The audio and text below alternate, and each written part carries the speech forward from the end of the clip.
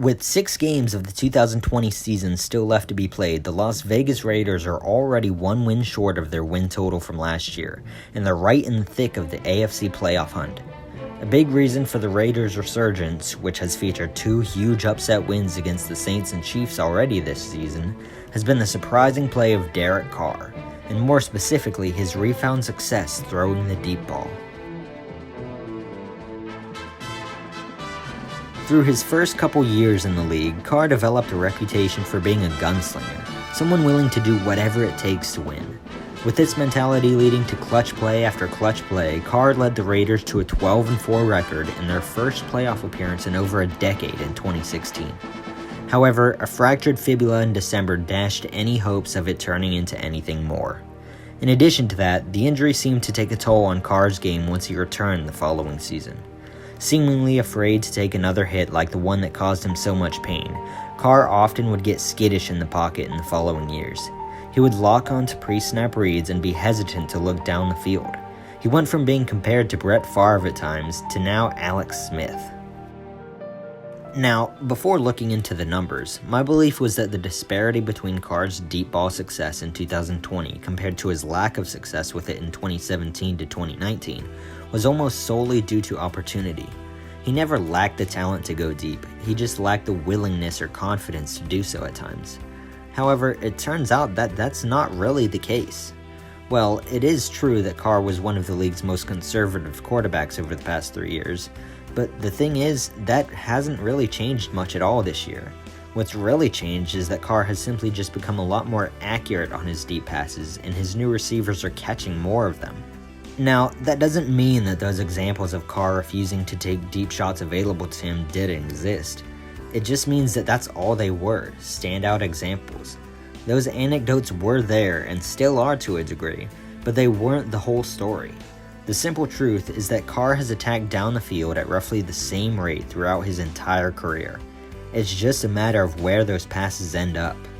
Through 10 games, Carr is 19th in passes thrown 20 or more yards down the field.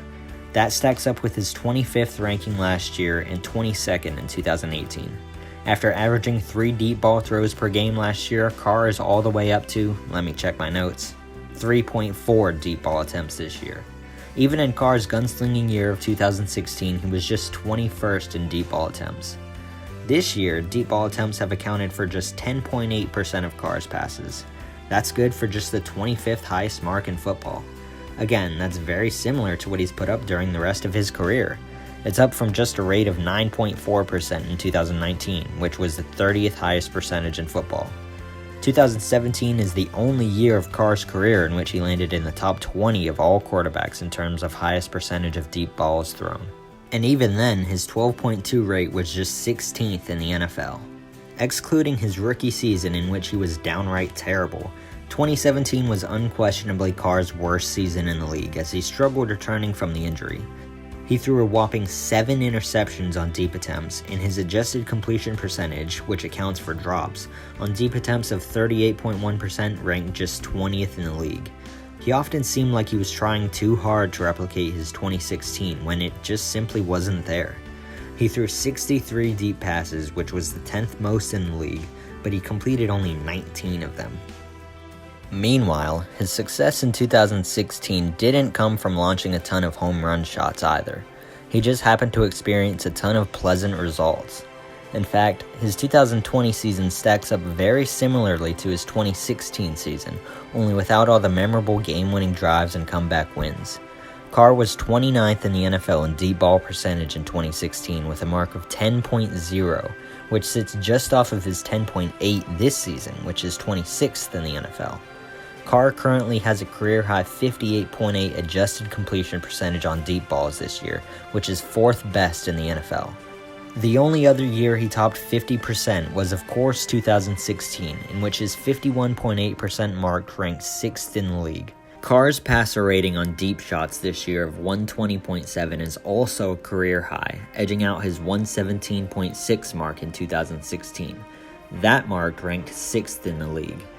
Carr's 6 scores on throws 20 or more yards down the field this year has already surpassed his high total during the John Gruden era.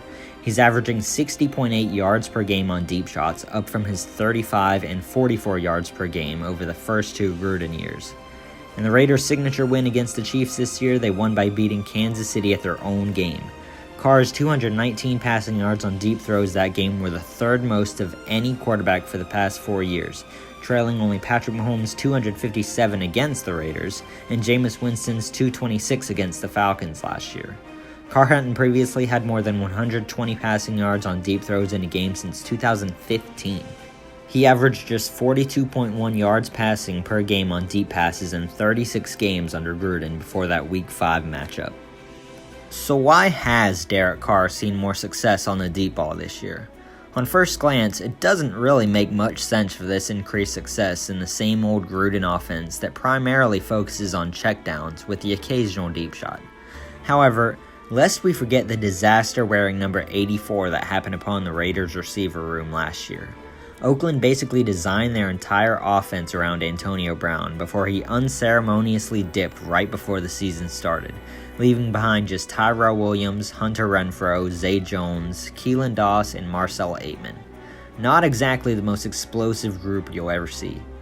The additions of Henry Ruggs III and Nelson Agholor, yes, Nelson Agholor, have provided huge dividends to the Raiders' passing attack.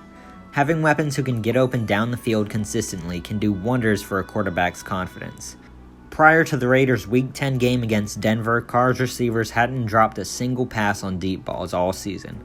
Ironically, Carr had his worst statistical game of the year in that game, going 16 of 25 for 154 yards and no scores, but it was perhaps his best overall game of the season as his 3 drop touchdown passes, one to Henry Ruggs, one to Darren Waller,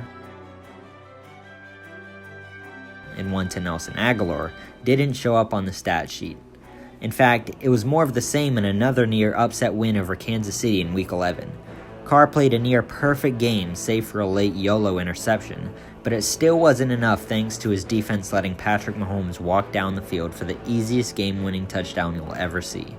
Carr's receivers again let him down in back-to-back weeks that game with numerous egregious drops, but he was still able to put up a 95.2 QBR, 275 yards on 8.9 yards per attempt, and 3 scores. Carr went from having 0 drops on deep balls 2 weeks ago to now leading the league with 4.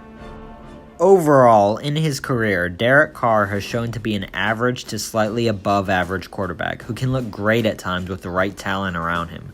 Though, to be fair, in recent weeks, he has been the one doing the carrying of this team. He will probably never be the franchise quarterback who can carry his team to the playoffs for an extended stretch of time, and with him at the helm, the Raiders will likely never be a serious Super Bowl contender year in and year out. It just remains to be seen how long he will be able to keep up this hot stretch of play, or if this is just who he is now. However, what we do know is that when he is this efficient with his deep shot, the Raiders have shown that they can hang with anybody, and in the NFL, sometimes a chance is all you need.